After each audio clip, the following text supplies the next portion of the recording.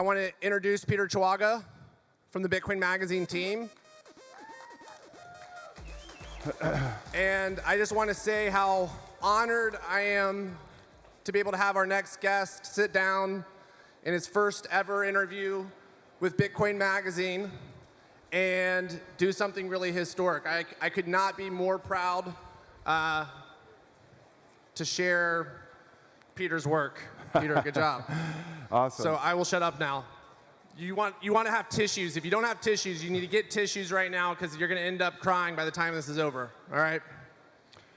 Thank you, David. So this is, we've had so much awesome content today. We've been able to cover so many amazing stories about Bitcoin at Bitcoin Magazine over the years, but this really is something that's truly special. So I want to thank you guys for being here, and I really think this deserves, this audience deserves a ton of attention. So I've prepared a statement here to kind of set it up before we play it for you guys. Like many of you out there, I'm sure, the first real-world application I had ever heard of in Bitcoin was called Silk Road. It was launched in 2011. It was a website accessible through an IP address obscuring software where users could buy and sell things in a censorship-resistant and free way.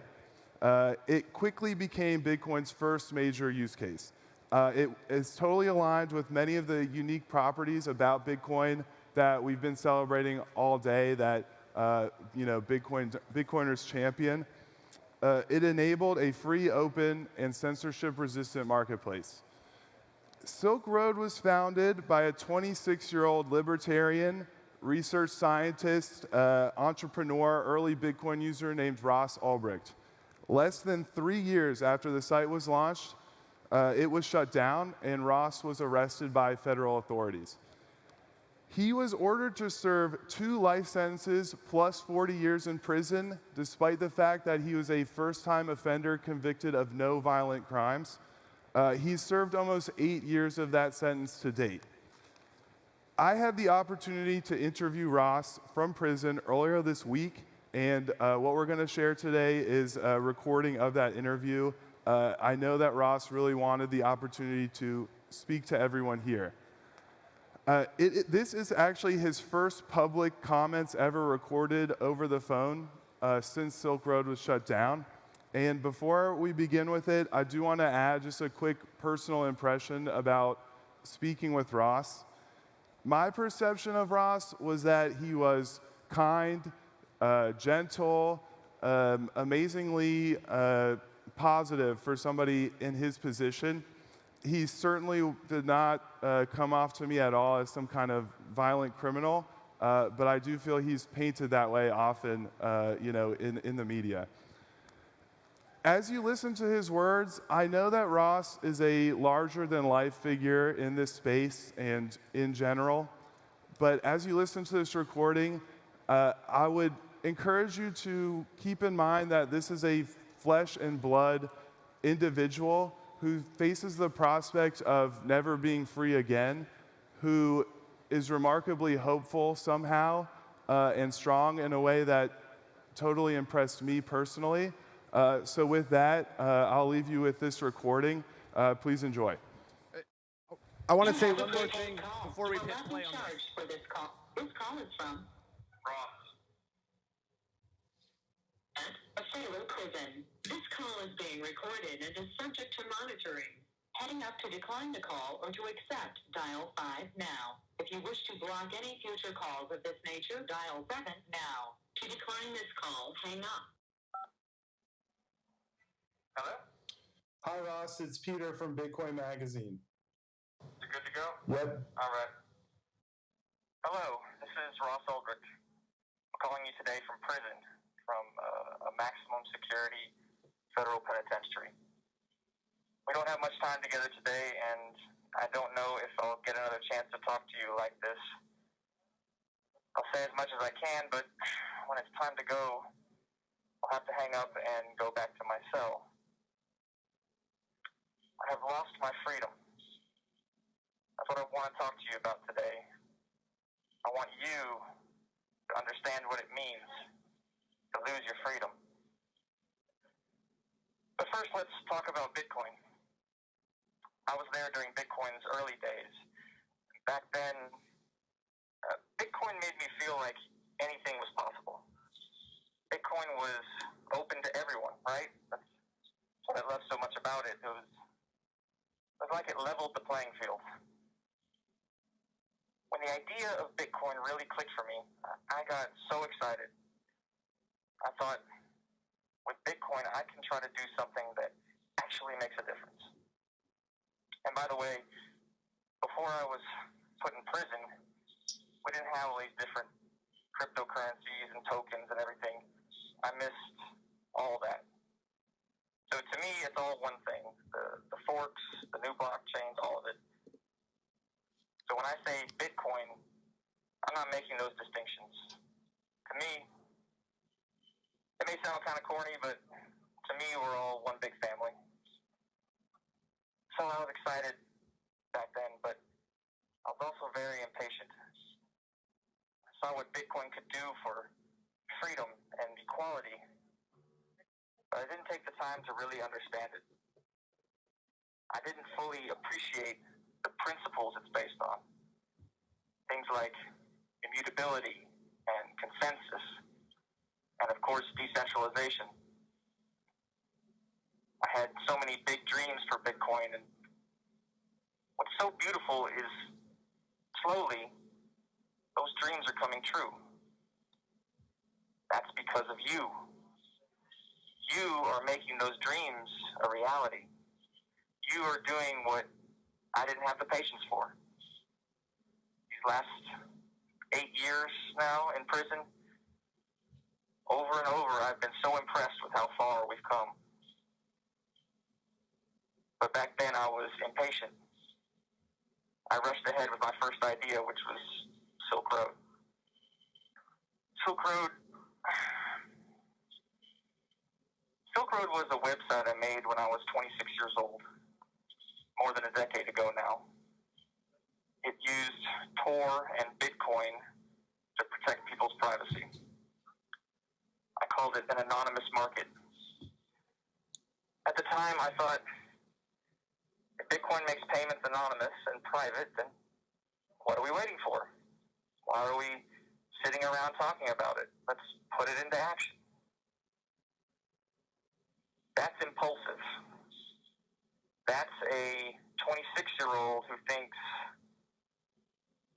he has to save the world before someone beats him to it. I had no idea if Silk Road would work, but now we all know it caught on.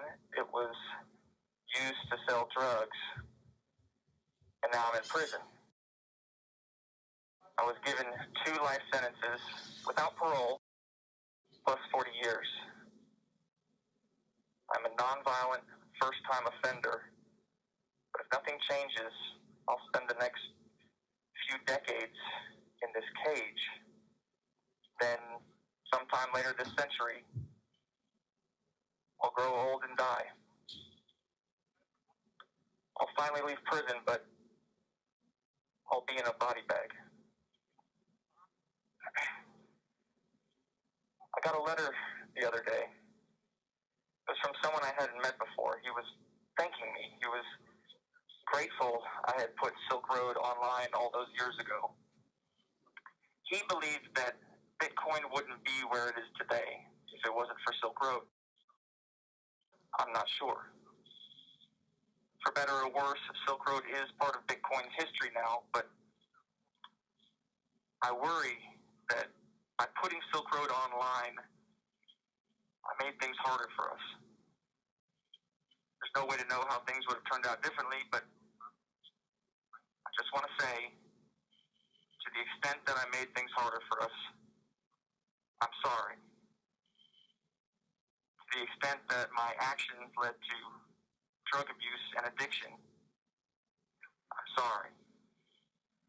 I was trying to do something good. I was trying to help us move toward a... This call is from a federal prison. Sorry, this is prison. I was trying to help us move toward a freer and more equitable world. But we all know the road to hell is paved with good intentions, right? And now here I am,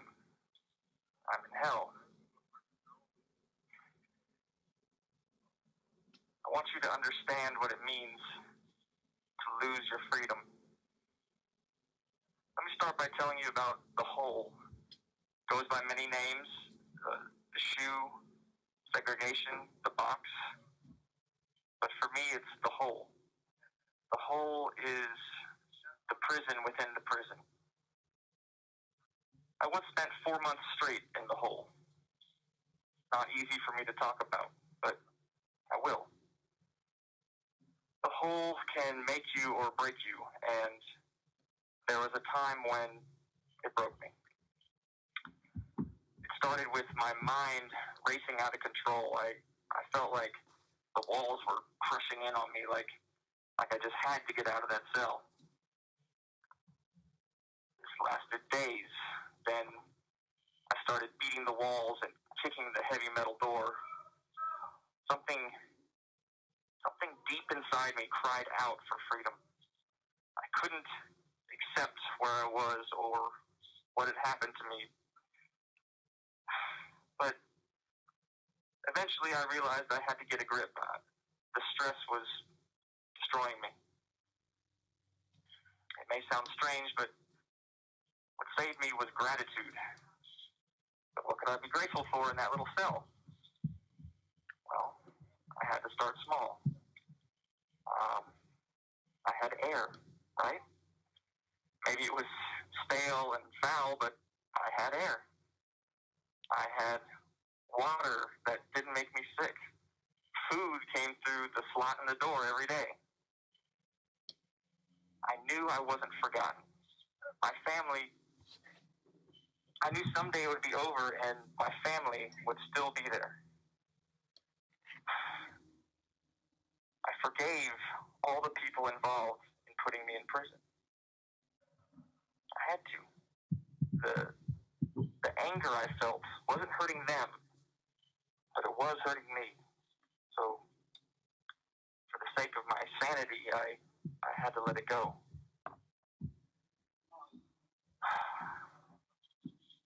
I had a dream while I was in the hole, and in the dream I was free. I was in a park, and I felt this huge relief. I wasn't in prison anymore. But then I got worried. Am I out on bail or something? Or are they going to put me back in? Are they after me right now? And I started trying to get away, and the anxiety, it woke me up. And there I was again, in the hole. And it was like everything that had happened to me over all these years, it all came slamming down on me at once, like life without parole, maximum security. I've been in the hole for months, and there's no end in sight.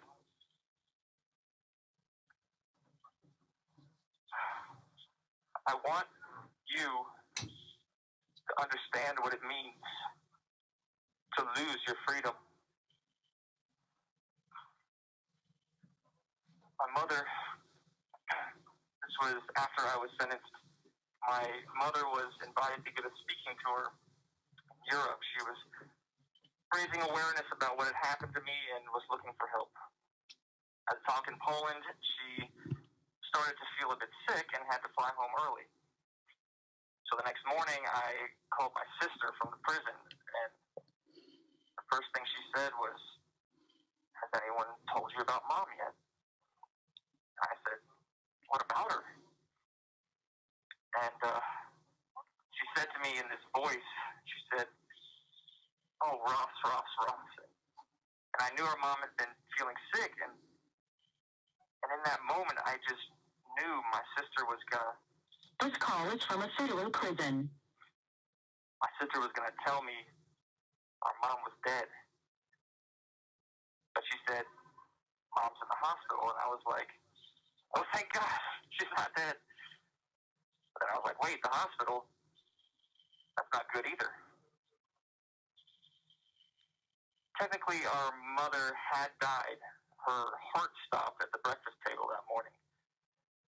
My uncle kept it going with CPR, and she was rushed to the hospital. She was unconscious in the ICU when I called. It was a long time before I was able to talk to her, and I didn't know if she would live. We didn't know if there would be brain damage. No one would say it, but I knew it was my fault. She had been redlining for 2 years since the day I was arrested, pushing every moment of every day for my freedom. Stress-induced cardiomyopathy. They call it broken heart syndrome. I broke my mother's heart, and it nearly killed her. The pain I've caused my family. I didn't think of them, not as much as I should have, when I was taking those risks, when I was risking my freedom.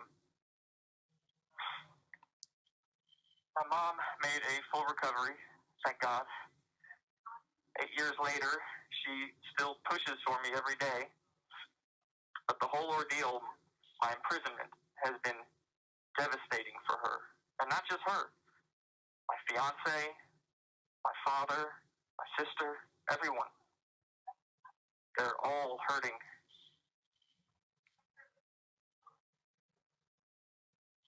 I want you to understand what it means to lose your freedom.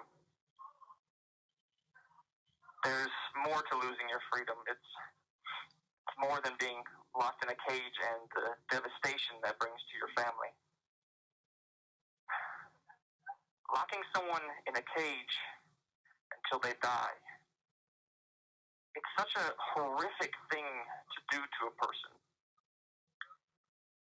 To lock someone in a cage until they die, the public, you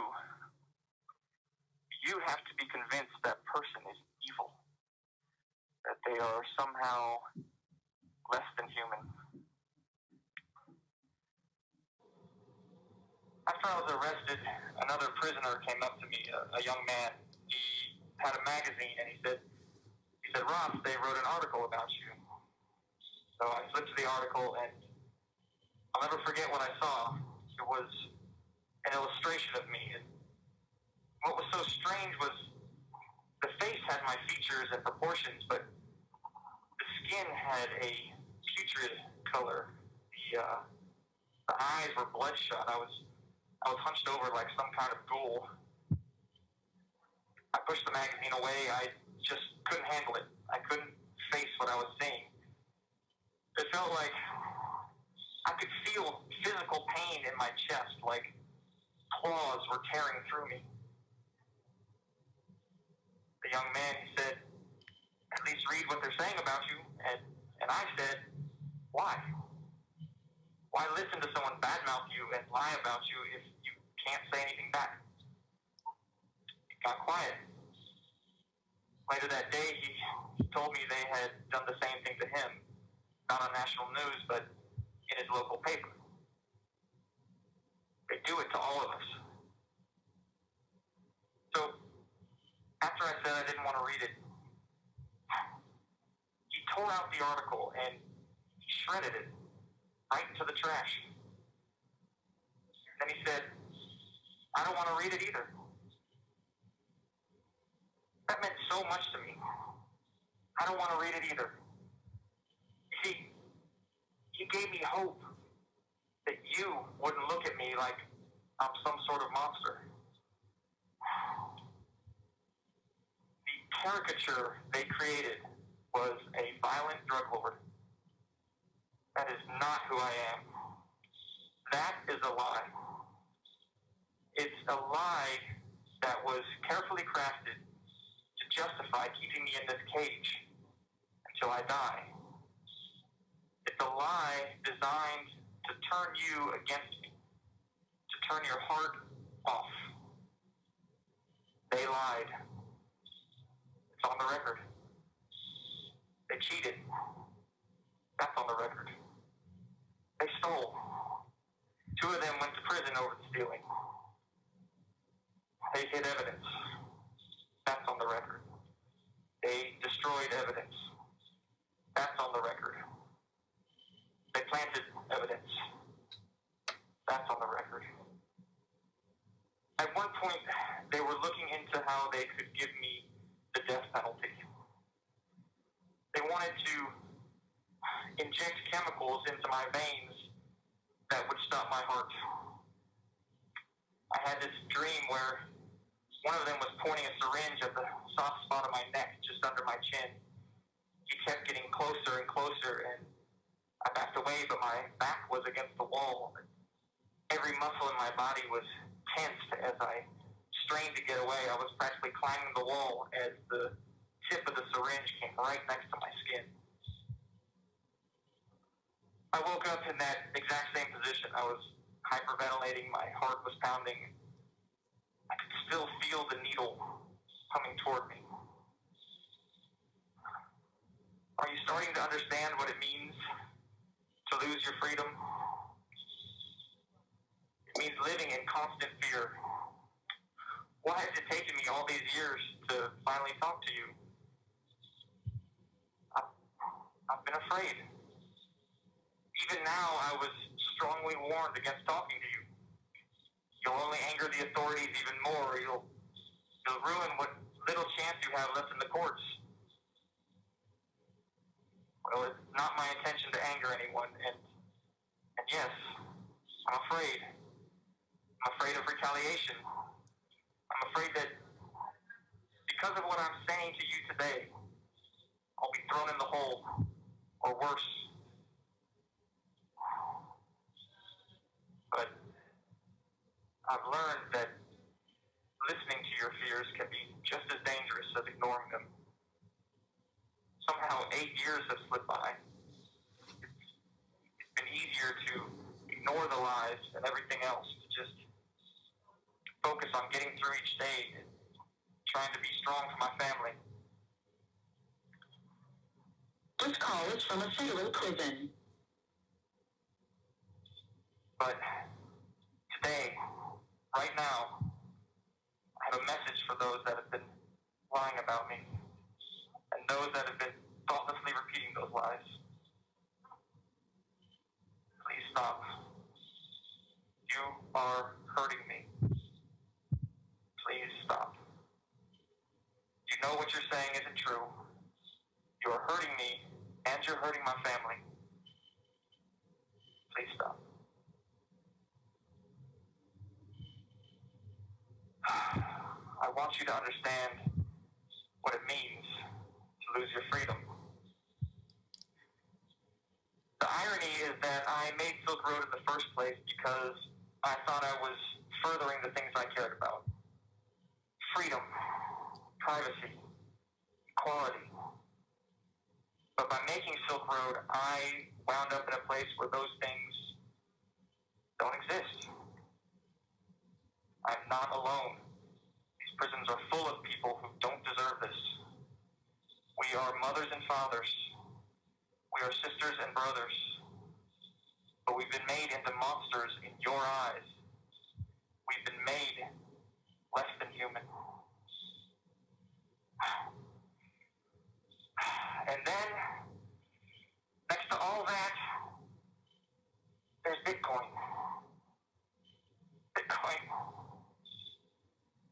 Bitcoin has been transforming our world since that very first block in the blockchain. And let me tell you something. We are just getting started. Wherever Bitcoin has been embraced, anywhere in the world, freedom and equality follow.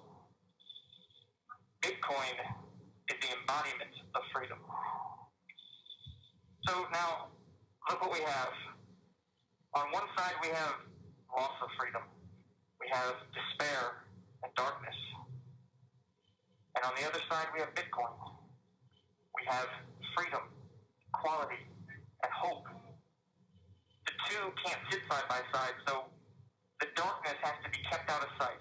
It has to be ignored and forgotten. But listen, here I am. I'm crying out from that very same darkness. This is a cry for help. My mother can't do this by herself. And I'm crying out not just for me, but for all of us. We need your help. We need you to care. We need you to look at the stark contrast between the freedom of Bitcoin on the one hand and what it means to be locked in a cage until you die. We have a choice. Today, right now, do we ignore what's happening? The loss of freedom? The dehumanization? Or do we wake up? Listen, Bitcoin is strong. Bitcoin is powerful. We are powerful. And our work is not over. It's time to wake up. It's time to take the next step. I've spent the last 8 years watching Bitcoin grow up from in here. I've seen incredible innovation. I've seen inspiring courage. We didn't know how things would turn out for Bitcoin back in the beginning, but over the years, I've been continually impressed what you've accomplished. I am proud of you. And I have no doubt we can do anything we set our minds to.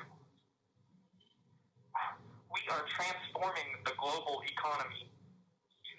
We have brought a taste of freedom and equality to far corners of the world. I know we can transform criminal justice too. And now, today, I challenge you to set your sights on the hardest problems. I challenge you to shine Bitcoin's light into the darkest places. I challenge you to set us free. I've seen several of my friends go home after years, even decades in prison. More than one overcame a life sentence. Each time it happens, I weep for joy. Seeing a person regain their freedom, seeing them reunite with their family. There's nothing like it. It's so beautiful, it hurts. It feels like a miracle. We need more miracles.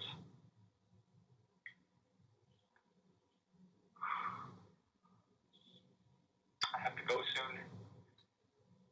I don't want to go. I don't want to go back to that cell. I want to be there with you. It's called. You've done so much for me today. Talking with you today is the most freedom I've felt in a long, long time. Thank you. Thank you for giving me your attention. I will never forget this day. The memory of this day, this can never be taken from us.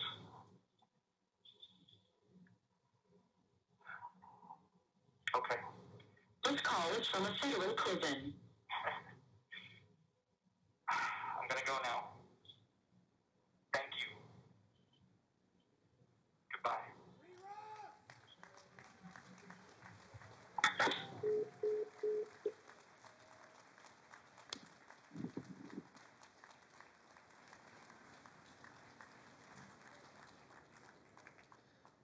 Ladies and gentlemen, wow. We're incredibly lucky today as well to have Lynn. She's come to see everybody.